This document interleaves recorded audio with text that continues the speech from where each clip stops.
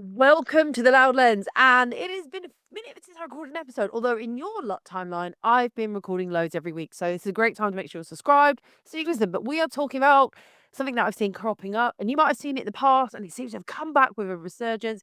It's these like ladders, engagement pods, comment groups, support threads, whatever you want to call them. Um, Somehow it's got back into our growth strategy for our businesses as photographers, particularly to rely on these engagement pods, comment groups, I said, and support ladders, threads, whatever. And I'm going to tell you now, you're not building an audience. You're building a system that actively trains social media to show your work to all the wrong people. And the worst part is, you will feel like it's working at some level. Yeah. And you're like, what? So basically, let me give you some premise. Uh, Essentially, it's what is a pod? If it's got many different names, what is it? It's a group of people who come together who practically say, when I post something, we're all going to comment on it, we're going to like it, and we're going to do stuff, and we'll try and boost each other. That's what they say. We're going to boost each other. And listen, I understand why this happens because Instagram, social media feels unpredictable, reach drops, engagement dips. And then what happens is people panic and they're like, oh, I'm not getting anything. I'm not blah, blah, blah. And you're like, I get you. I have been there with you. Okay. And sometimes I am there. So what it is, people go looking for control and pods feel like they're in control and somehow they're empowered. And because there's a group of you doing it together, you're like, it's us against the algorithm. But what actually happens is pretty bad. But this is I want to tell you how algorithms and audience behavior actually work. And as someone who has a social media analytical background, which means I analyze the numbers, I am educated, qualified, whatever you want to call it, in that. Okay, and I enjoy it. This every time you go online, the algorithm, which is the piece of, if you like, framework software, it's the selective menu chooser. I don't know if you walk into a restaurant, it'll go, it listens to what you've done. It doesn't guess your audience. It looks and it learns from you. Okay. So every time you get into McDonald's, if you go there and you always get a cheeseburger, you always go in, they're gonna go, oh, you'll want a cheeseburger this time. It'll probably be quite rare that you go, actually, I fancy some chicken select nuggets or whatever they're called, right? I don't go to McDonald's very often, right? Because it knows you are more likely to want that cheeseburger, right? So it learns from behavior. So every time someone interacts with your content, be it a like, a comment, a share, it logs it. It logs who they are, what they engage with, what they engaged from you with, what type of content they're responding to as well, and a few other things like who they follow and such. Right. And if they follow people and engage with the content, there's a lot of levels to it. Think of it's like an onion in the words of Shrek. I've got many layers. Was it Donkey that said that? Anyway, this is what we call behavioral audience profiles. It builds one about you. Okay. So if the majority of your engagement comes from photographers in this pod group, your content gets categorized as content for photographers. Okay. Not clients. All right. And you're like, oh, what? But no, because we're all going to boost it. It'll go on to us. No, no, no. Everyone else in this group is in this group because they have the same problem as you. Okay. Now, there's a thing called audience relevance and content matching. Platforms prioritize relevance over reach, meaning they would rather show your content to 100 highly relevant people than 1,000 people who don't care. Pods distort that because they would create false relevance signals. You're essentially telling Instagram this content is really valuable to photographers. Okay, you'll post a picture about a baby that you're like, I've done this baby shoot, it's amazing. And then all the people in your pod who are photographers because they're desperate to get reach are jumping on your platform, jumping on that content and going, oh my god, what a lovely picture of baby. This is an amazing picture of baby. And they see, oh wait, these are all photographers. This might be what photographers want to see, right? So what they do is they send the content out to other photographers because we've seen a whole load of photographers comment on it. And what happens is people don't want to interact with it and they go, well, they didn't like that. So maybe this isn't good content. So while you get a little flurry of an engagement because all the people are talking, soon it drops off again because people aren't interested. Because it's not interesting to you. Because why would another photographer want to look at your work or book in with you? Okay. So it's but because you keep doing it, it keeps doubling down. It keeps sending it. And unfortunately, the drop keeps happening. Now, I also want to talk about engagement quality versus engagement quantity. Okay. Not all engagement is equal. And when I talk about engagement, I'm talking likes, shares, and comments. This is where people massively misunderstand growth. There's a difference between passive likes, meaningful engagement, and conversion driven interaction. I know it's a lot of words to chuck at you. Okay. Pods generate low intent, low value engagement. So photographer comes on to photographer B sees that photographer A has put a picture up. So photographer B goes, I better type on that. Type something like, babes, great, fire emoji, love this, really beautiful, like whatever, right? There's no curiosity. They've got no intent in buying it. They don't look at the other pictures. They don't click your bio. They don't look at any of your links because they're like, oh, I'm just here to comment on that. Okay. So there's no advanced interaction. Okay. Which means it's low conversion potential, right? You need to get a conversion from people liking and commenting to actually booking you. That's what you should be doing. But instead, what you've created is an echo chamber. Okay. So this is where it gets a little more interesting. And I do like this part of it. This is more psychological than an algorithm, but it's really is a we get a level of dopamine from social media, whether we want to admit it or not, and we like it. Okay. So when your audience is made up of peers who are like jumping on everything, liking it, commenting, you start to create content to impress them, which means technically you're like kind of showing off, whether you want to admit it or not, and you put like industrial jargon or whatever, and then you're like, what? And it's more like, look what I can do, and they're all going, oh my god, that's amazing! Round of applause, round of applause. Oh my god, look, she's amazing. They're amazing. Instead, you're forgetting you're meant to be attracting clients with what you're posting, doing emotional storytelling relevant to what your area is, and relatable content that will get them interested.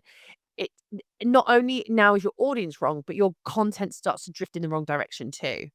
Um, I also think that we need to discuss that everyone in these pod groups have the same problem as you. All right. They're not getting reach. They're not getting people liking the work. So just because they're commenting, what reach are you going to get from them because they're not getting the reach anyway? You're just going to go around in this sort of weird circle of people. I know people are going to hate on this, but it's been literally called out. And Anna Masseri, who owns Instagram, has said these are really bad ideas, and yet people still do them.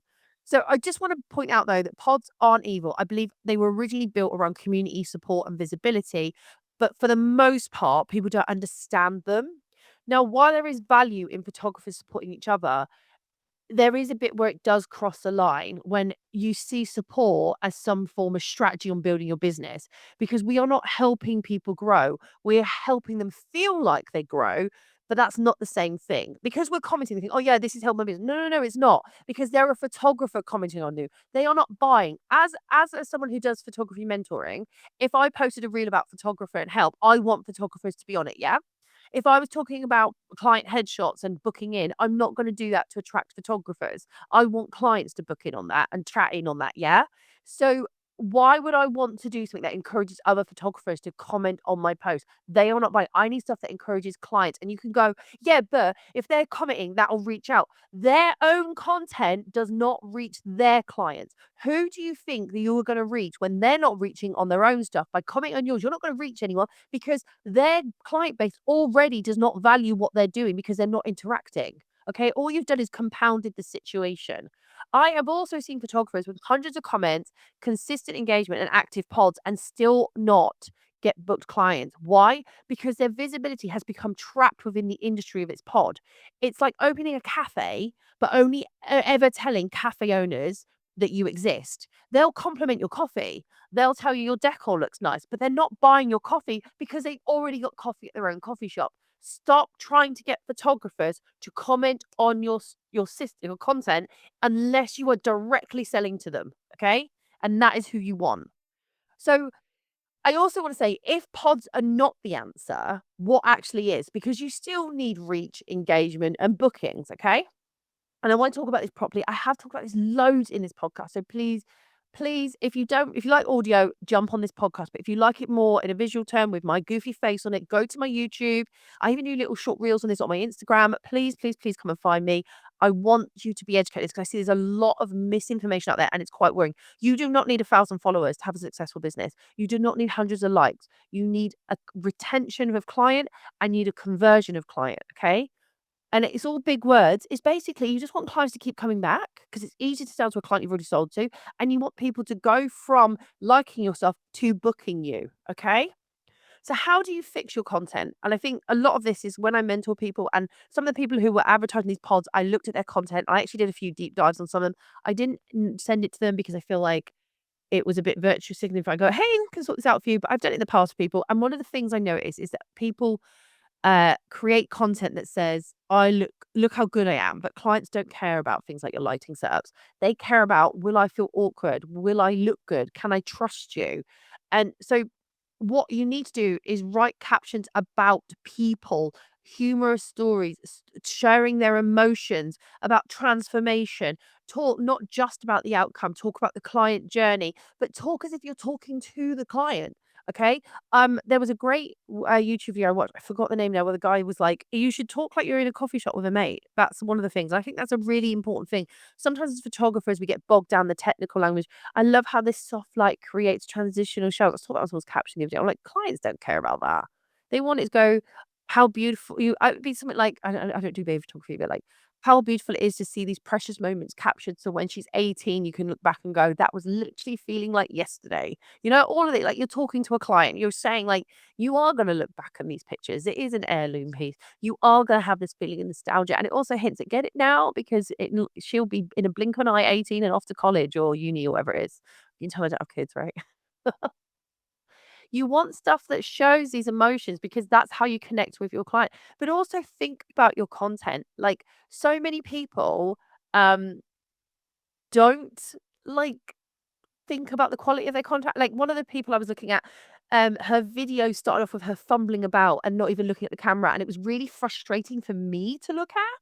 I was like, I'm not expecting a slick operation, but if you sit down to record a video, sit down to record a video.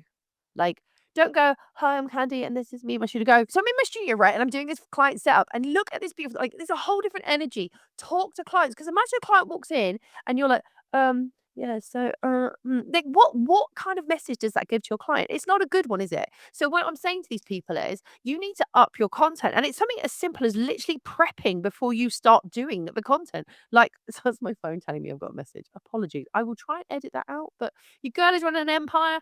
And it's happening here, okay? And it is 7 o'clock in the morning, and people are already messaging me, okay? Oh, here we go. So, you also need your content to be understandable to non-photographers, which is what I said. Like, your ideal client doesn't understand your post, they'll scroll past. Simple as that. And you need to shift it. So don't go shooting off camera flash with a softbox. She told me she hated photos, and this was 10 minutes later. One gets ignored and one gets curiosity and possibly even saved. A lot of people hate having their photo taken, but they like the idea that they could have a nice photo or a beautiful photo. So the idea is that, one, you talk as in a way that a client would understand. Yeah, I hate my photo taken. I actually do hate my photo taken. I hate having my photo taken. Yeah, yeah, yeah. Oh wait, this person did. Oh, look what they did. Oh, that's lovely. I could probably do that.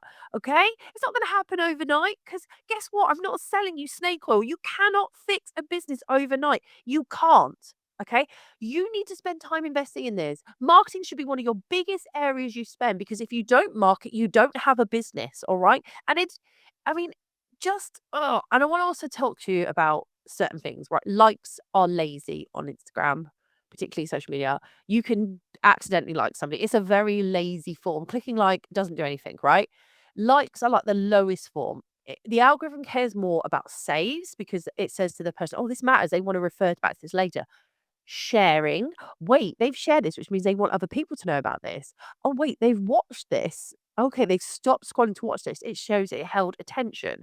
So, how do you do that? Start with a strong hook, saying something uncomfortable or relatable right in the beginning. Don't go, "Hi, I'm Khandie, and I'm going to talk to you why I love being a photographer," when people hate having their picture taken. Go, "Yeah, you're having your photo taken. I hear you. I'm Khandie, and I specialize in people who really struggle to be in front of the camera, and let me talk you through how we get on with this." Or, "Here's somebody who also felt that way, and this is them before and this is them after. I can do this for you." Okay? See the difference? Like, it's not hard. And if you don't like it, doing it that way, there's other ways to do it. But this is the one I find. Like, if you're coming in apologetically with your work already, like, clients can be like, "Oh yeah, I don't really feel that safe." You're meant to be the one who knows. You're the person in control. Act like it. Also, talk about storytelling. Like, talk about stories, telling them it. I did a post about a client who um I put it on my social media ages ago. Like, we met when I was still in the military, like, and I haven't seen her in 15 odd years. And she came to have a photo shoot. She was like, I just need know her. Imagine coming back to me after 15 plus years to get your first photos, you change your life. I was like, 50, what did I say? Serving for over 15 years ago and still serving now. Click, click, like, and she loved that. And people were like, oh my God, that's so cute. Really? I keep booking from that. Okay, I don't know how it related, but I still got a booking. People were like, oh my God, that's so cool. I also give people content that they want to come back to. So I'll show people, I did a video, I think it was on my YouTube actually, about easy poses at family events. It was ages and ages ago. I don't know where it is now. I need to look for that. It's on one of my socials. And I'm just showing people how to feel a bit more comfortable rather than just stood in a line, okay? To make it look more elevated. It's a word I love using. It makes, make you look good, but make you look elevated. It just has that little, highly recommend you start using that word, by the way. And people kept coming back. And then after I posted this video, I got people asking me for family bookings. Suddenly things changed. It got a bit different. Okay.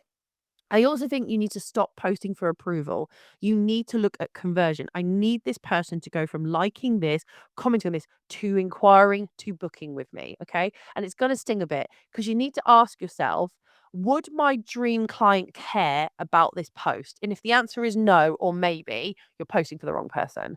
Instead, talk directly to your client as if they're right there in front of you. What would you say? How would it? And this is where you need to do some research because marketing, oh, yeah, I need to help my marketing. Okay. Because I get this a problem all the time when I'm mentoring. So, okay, who is your dream client? I don't actually know. Well, then how do you know how to market? If you don't know who your dream client is, how do you know who they are? How can you sit there and say, yeah, but I've tried marketing if you don't know who you're meant to be marketing for? Do you think Lamborghini markets to every single person? It doesn't. It knows who its clientele is. I'm not saying you're a Lamborghini, but think about it, right? Okay. Do you think we Lamborghini goes, right, we need to make sure we get Norman in accounting in Basildon. Sorry, I'm casting aspersions here. Or do we need to go to the Italian elite or whatever? That's not a great example in terms of that. But where they put their marketing, they're not probably not going to put a Lamborghini advert potentially in a Sun newspaper or the sport one, the naughty one, right? They're probably not going to do it, but you might see it in GQ. It's all about where you put things, right? And where you are more likely your client is going to be visualizing, interacting with it. Okay. So think about that. If you're posting and you're like, I'm trying to get to, and you got photographers commenting on it, that's a problem. Okay. So talk to your client in a way that they would understand. You want to answer their fears or their hesitations, trepidations, and not about your ego. So include subtle calls to action, not just a book now, but reassurance because everyone goes, book now, DM me. It's all about it's time you got a family shoot. You know it's true. I'll look forward to hearing from you. Yeah? See? Slightly different because everyone uses the word book now. Every now and then, just change it up. Change it up. Okay. I also think you need to build the right signals because this is, I believe, what will replace pods. If you want the algorithm to work for you, you need to feed it to the right audience. Okay. So some practical steps are engage real. In fact, encourage your clients to engage. Ask questions that they can answer. Be it on your stories, um, be it somewhere else like is anyone what's the thing that like a newborn photographer who I mentored was like, how do I get people interested in what I'm posting? So first of all, you're a newborn photographer. So you can turn around and go, she put a poll up over what she found was the best baby soother from her clients. She put a white noise, a baby soother rocket thing, noise of the washing machine, music, and people were like commenting, right? And there were loads of parents 'cause everyone has an idea of what works for their kid and what not, right? And then the more unusual ones she would share in a friend goes, I did not know this works. This is so cool. Then what she did, she like when parents were coming to her studio, she would have, look, I did a poll. I have all these different options of what might work for a baby to keep them calm. What would you like to use? And parents thought it was hilarious. And at the end of the week, she'd go, this is the one that run at the end of the week. And although it's not really related to her photography, it's related to her business. And it relieved parents of this worry that their child might not settle at the photo studio. Okay. So it showed that one, she had authority because she knew what she was talking about. But two, she appeased that kind of fear, that mummies and daddies have when they have a newborn and they're going to a place. Remember, that it's quite, that this is a new life in the world and they're bringing them out and, the easier transition it is, the better. So she did really, really well over that one. I highly recommend if because I gave her that idea, please feel free to use that one. Okay. I also think it's really important. It's something I do a lot. Is I share behind the scenes that shows my personality, not just my perfection. Like I show me dancing with my clients, I show me being a goofball, all that. And might be not your personality. Okay. It might not be what you're into. I am into that. It makes me laugh. It makes me very happy. And my clients have always fed really well. The one time I had a bit of negativity over it was someone who's not my client.